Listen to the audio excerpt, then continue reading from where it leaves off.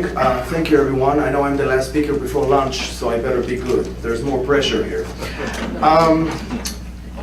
In early 2012, a Tel Aviv gallery by the name of The Spaceship at the Yarkon 70 or 70 Yarkon Street opened an exhibit titled Iran, which, according to its curators, was meant to express opposition to the prospect of an Israeli war against Iran or an Israeli attack against Iran. The curators, Yehoshua Simon, Ro'i Chiki Arad, and Ari Lipsker, explained that the exhibit, where's the clicker? Or this clicker, yeah. Oh, okay, I could do that. The curators explained that the exhibit focuses on characters from the biblical Haman through Adolf Hitler and Saddam Hussein and up to Ahmadinejad, since each of them, quote, is an object of the Jewish people's collective paranoia disorder, unquote. The curators criticize what they see as the, quote, Israeli hysteria and fear of destruction and the never-ending quest for a new Hitler, Nasser, Saddam at all costs. Among the artworks shown in the exhibit, and I'm using the word art, artwork in a loose term, was a miniature wax sculpture of Ehud Barak, then the Minister of Defense, made by Ari Lipsker and Anna Appel, with the heading, "The Most Dangerous Man in the World," unquote. Some art critics pointed out that that work corresponded with the Italian sculptor, Italian artist Maurizio Catalan, who made a similar sculpture of Adolf Hitler with such a heading, "The Most Dangerous Man in the World." A few years earlier, in 2007, the former Speaker of the Knesset, as well as former Chairman of the Jewish Agency for Israel, Avrom Burg, said in an interview that, quote, "To define the state of Israel as a Jewish state is the key to its end," unquote. And he termed the Israeli law of return a mirror image of Hitler. Burg claimed that, quote, Israeli is half Jewish, and that Israeliness, I mean the quality of being Israeli, has just a body. It has no soul. Burg predicted that the future Knesset would pass Nuremberg laws, and like the Iran exhibit curators, Burg criticized Israeli fears and paranoia, asking, quote, whether every enemy means Auschwitz, whether all of the Hamas is an enemy, unquote. Still, on a more practical level, and Burg was always a practical person, he called to anyone who can to obtain a second passport. Much has been written about the resurgence of anti-Semitism in the first decade of the 21st century, and how self-styled progressive Jews, and put progressives in quotes, I guess, are those who sometimes spearhead the attack against Zionism and the State of Israel. I would like to focus on Israeli Jews from the far left, and how their attack against Jewish collective existence, and even what they see as the collective Israeli traits, contribute and lead to delegitimization and of Jewish self-determination, and fan the flames of the new anti-Semitism that masks itself often as anti-Zionism. In Israel, those individuals and organizations that attack Israel abroad are often considered opportunistic, people who receive international recognition, awards, prizes, financial support from foreign governments and other sympathizers. The business of blackballing Israel abroad might be quite lucrative, as Israeli artist and playwright and director found out in the last 3 decades. Those motivations certainly exist. Yet I'd like to take that harsh anti-Israeli critique and rhetoric as genuine and ideological, meaning I'd like to take them seriously rather than claim that they're a bunch of people who are looking for recognition and awards from the EU or certain European governments. And I'd like to show that it's a continuation of a tradition of Jewish radicals that existed decades before the State of Israel was even established. When Israeli columnist Gideon Levy participated in the Israeli Apartheid Week in Trinity College in Dublin, Ireland in 2011, he characterized Israelis as detached from reality and in dire need of what he called hospitalization. Quote, Israelis aren't willing to accept other opinions than their own and are convinced that anyone who criticizes them is an anti-Semite, unquote. Levy also said that, quote, the Israeli regime is morally corrupt, and compared the Israeli rule of the West Bank to the Arab dictators who were toppled during the Arab Spring, predicting a similar fate.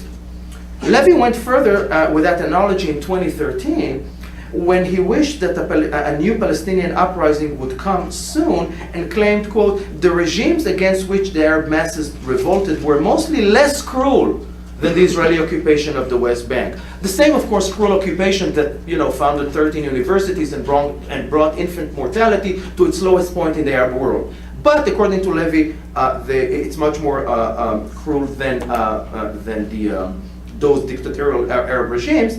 And he said those regimes were also less corrupt, in the broader sense of the word corruption, than Israel. In a more recent interview in March 2016, with Max Blumenthal, Levy said, quote, the only hopeful tool right now, the only game in town which might show some kind of hope is BDS. It's a non-violent tool, it's a very legitimate one, unquote. Levy and Burg are acting mostly as individuals, seeing themselves as the voices of consciousness.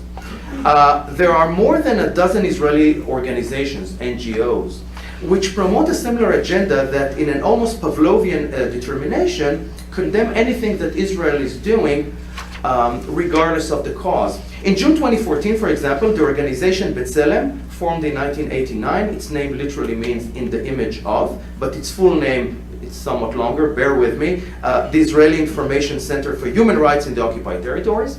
B'Tselem began a campaign in June 2014 titled Hitching a Ride, that's a portrait of Sim Trem, Hitching a Ride, and that campaign condemned Israelis' efforts to locate 3 teenagers that were abducted and shortly after murdered by Palestinian terrorists as cynically exploiting the deep concern for the abducted teenagers in order to, quote, implement sweeping actions which intensify harm to the human rights of Palestinians, unquote.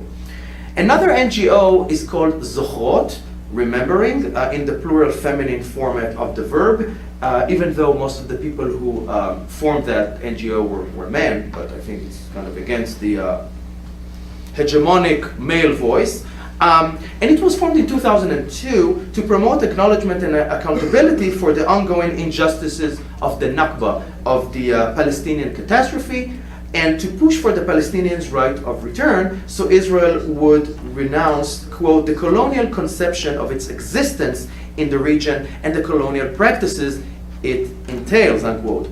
A co-founder of that organization, Eitan Bronstein, pleaded with the Palestinian in an article he published in 2010, quote, persist and not give up your right of return, because if you give up the right, you meaning the Palestinians, if you give up this right, all chances for a just life in this land will be lost, and I will be sentenced to the shameful life of an eternal occupier, armed from the soles of my feet to the depth of my soul, and always afraid, like all colonizers, unquote.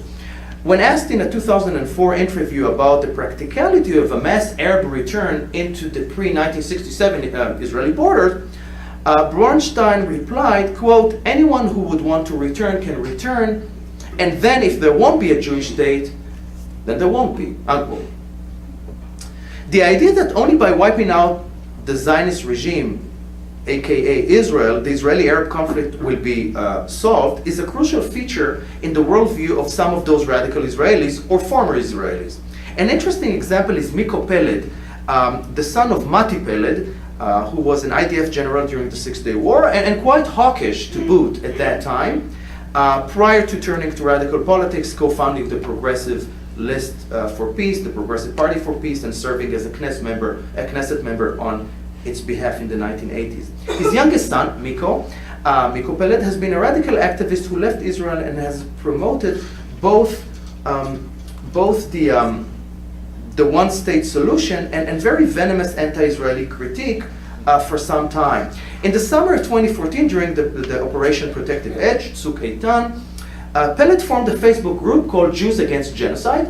Last time I checked, they have more than 12,000 likes on Facebook, and that group conducted ceremonies to commemorate the Palestinians killed in that operation in front of the Knesset, in front of Yad Vashem, and also in front of Galei Tzahal, the military radio station in Israel. And what they're doing here, they're basically spoofing, if you remember in 2014 was the ice bucket challenge that some organizations did, that people, you know, all sorts of celebrities would pour buckets with ice on themselves to raise money for various charitable causes. Here they spoofed it and they poured on themselves while paying buckets of blood to symbolize Israeli violence in Gaza. In April 2015, at a conference in Washington titled "The Israel Lobby, Is It Good for the US? Is It Good for Israel?" Peled argued that Israel was an illegitimate state since, quote, Israel was created as a result of brutal ethnic cleansing and established itself as an apartheid regime immediately when it was formed. There was no better Israel, there was no uncorrupt Israel. There cannot be an uncorrupt Israel because it was built on a crime and has no legitimacy, unquote. In his many lectures, Peled makes claims such as all Jewish towns and villages in Israel are settlements on stolen Palestinian land, avoiding, of course, the inconvenient fact that before 1948, Israel, the Jewish yishuv could confiscate jack in the land of Israel. In some cases, there are organizations that appears to have a genuine concern for human rights and do not call for the de-Zionization or the dismantling of the Jewish state, yet in practice they serve as an extreme anti-Israel or express an anti-Israeli line. Such an organization is Yesh Din, There is Law, formed in 2005 to oppose the, quote, to oppose the continuing violation of Palestinian human rights in the occupied Palestinian territory, documenting and disseminating accurate and up-to-date information about the systemic violation of human rights in the occupied territories. The activities of Yesh Din are overseen by a public council that includes such illustrious names like playwright Yoshua Sobol, the former Attorney General of Israel, Michael Ben Yair, historian Zev Sternhal, we just heard his name mentioned, Yehudit Karp, formerly Deputy Attorney General of Israel, and until her death in 2014, Shulamit Aloni, who formed the first women's rights and human rights party in Israel, was the former Minister of Education. Yesh Din has argued that all they do is to implant the principles of international law into the Israeli legal system. Yet, as journalist Mati Tuchfeld discovered in a 2010 expose, there was an internal memo of that organization that discussed the need to introduce, quote, the topic of war crimes into the legal discourse in Israel regarding the action of the Israeli security forces in the occupied territories, unquote. Incidentally, one can learn something about the milieu of Yesh Din by looking at the Facebook post of Michael Bar Yair. And again, Michael Bar Yair is a good Zionist, I would say even a mainstream Zionist. And he wrote in 2013 on Facebook in which he claimed the Israeli settlements, constitute, quote, the most evil and foolish deed since the end of World War II. When some of his friends said, Michael, do you really think it's worse than, I don't know, the Khmer Rouge in Cambodia, or do you really think it's worse than the Stalinist purges, Ben Yair stuck to his guns, saying, replied that the settlements were a political act of a state against another people, and as such, quote, it's the most evil and immoral deed since the end of World War II. The legal counselor of Yesh Din is Michael Sfarad, an attorney who specializes in representing Israeli conscientious objectors who did not want to serve in Gaza or the West Bank or in general. And he also represented many human rights NGOs and their lawsuits against the IDF. He also testified as a paid expert on behalf of the PLO and the Palestinian Authority on at least 2 occasions, 2010 and 2015.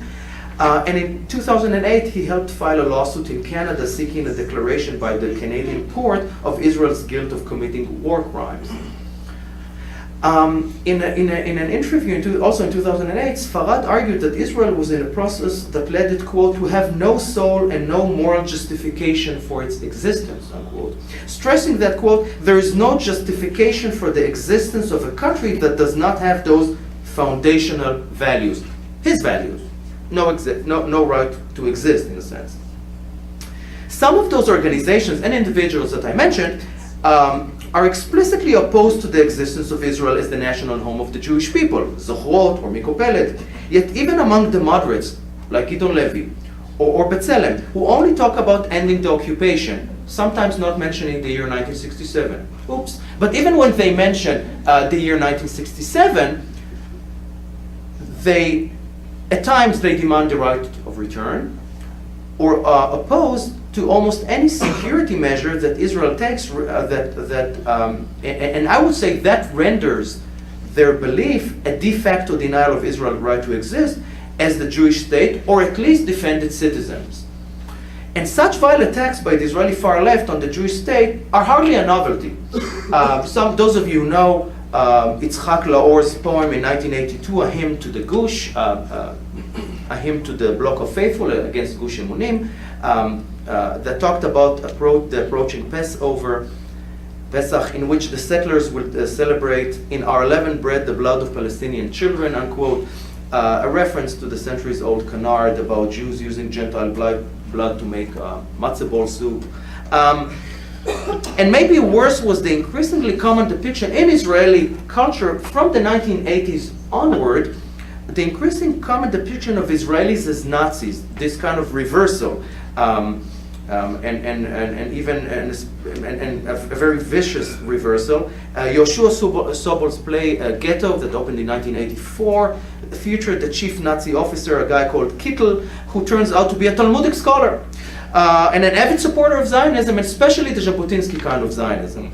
And those of you who know the Arbeit macht frei von Deutschland Europa, which was an experimental theater production from the early 1990s of the Dudi Maayan, a theater troupe that by the way was very successful when they presented in Germany. There is a great documentary, Don't Touch My Holocaust, by Asher Tlalim that shows how the German audience in the mid-90s received them. And I think such displays of Israeli culture led the critic Edward Alexander term them anti-Semitism Israeli style, and later journalist Uzi Zilber, who called them the Jew flu. Yet those literary and theatrical examples did not amount to a politicized attack on Israel by the far left back in the 1980s, and its growing willingness to turn outside to world public opinion, and more specifically to foreign governments, the International Criminal Court in Den Haag, to the UN Human Rights Committee, in an attempt to circumvent the Israeli legal system and definitely the Israeli public opinion, and to force their agenda on the Israeli public, the vast majority of which loathes them and views them as no better than informers and snitches, and some of them call them traitors.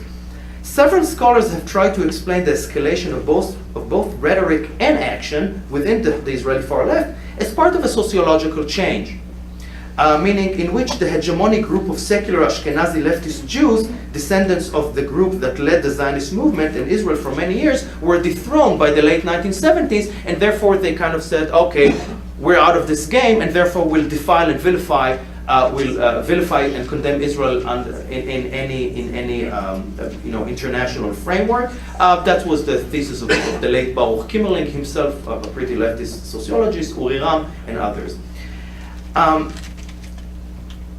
The fact that those self-styled progressive Jews are those who sometimes lead the attacks against Israel should come as no surprise. In fact, it was common among radical Jews, and that's why I don't think it's the decline of that Aschulim, the Ashkenazi secular elite, but a rather older phenomenon among progressive or leftist Jews, and it was who felt it was a common phenomenon among them was to assault the very existence of the Jewish collective in the name of various universal ideologies such as socialism, Marxism, anarchism, and so on. Young Jewish radicals in Russia were joyful at first, and I'm joyful as one of them who wrote that in his diary, when the first pogroms erupted in 1881, as they believed that those were the earliest signs of a revolution against the Tsarist regime. Yet soon they were attacked as kaiks, Zhids, by those very masses and had to flee for their lives. And that's what the Yiddish poet Avrom Lessin had to write in 1903, just after the Kishinev pogrom, about radical Jews, and it could be applied today to the Israeli far left. Radical Jews will consider and reconsider when it comes to a Jewish issue, in case it will not please those or other of their Gentile comrades. You hear quite often the voices of those Jews thunder in favor of the Poles, the Finns, the Armenians, but they remain mute when they hear the voices of their own miserable brethren. They hope that their Gentile comrades will keep quiet and forget their hatred toward Jews, unquote. I think that the young Israeli artists who would like to understand and represent the Jewish people's collective paranoia disorder regarding Adolf Hitler clearly view the Jewish psyche as something parochially deformed and attempt to transcend it in the name of some larger universal truth. They see world public opinion as an enlightened tribunal that would support them in its as it condemns Israel. Anti-Zionism among the Israeli far left is not so different from the Jewish revolutionaries of 100 or 130 years ago. An important difference, however, is that while for socialist, anarchist, and communist movements, the universal component was significant, at least at face value, today anti-Zionists have aligned themselves with a cause and a host of movements, such as the BDS, that represent either radical Islam or exclusionary Palestinian nationalism, or both. Those movements have cynically utilized a Western human rights discourse to lambast Israel, yet they have not shown even a semblance of interest in human rights anywhere else on the planet. In their ongoing campaign to vilify Israel, anti-Zionist Jews have lost even the facade of true universalism. Unfortunately, such attacks are always in high demand, as the defamers are Israelis and their voices carry much more credence outside Israel. Thank you.